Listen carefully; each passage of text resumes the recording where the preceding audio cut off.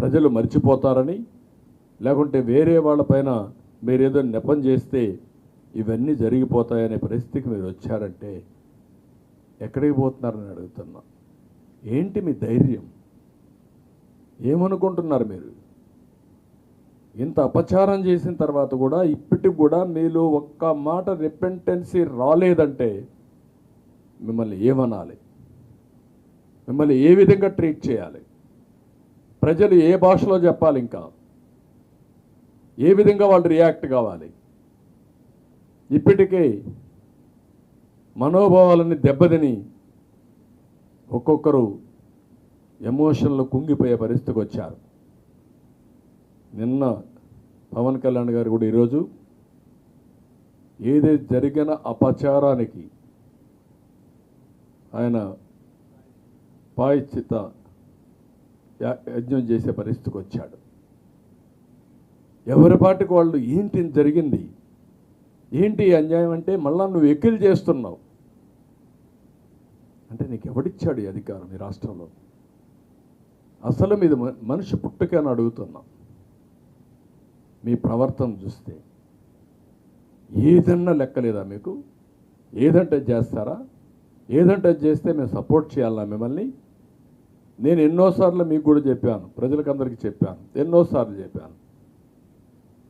ఒక వ్యక్తి నేరస్తుడు, అందులో కూడా కరుడు గట్టిన నేరస్తుడు, రాజకీయ ముసుగులో ప్రజల్ని మోసం చేయడం కోసం వచ్చినప్పుడు ఒక పేపర్ పెట్టుకొని, ఒక టీవీ పెట్టుకొని విషయాన్ని జింపుతూ అబద్ధాలని సత్యాలను చేయాలని ప్రయత్నం చేసే పరిస్థితి వచ్చినప్పుడు చాలా ప్రమాదం ఉంటుంది. అందుకని నేను ఎస్కోబార్ కూడా చెప్పాను ఏం చేశాడని.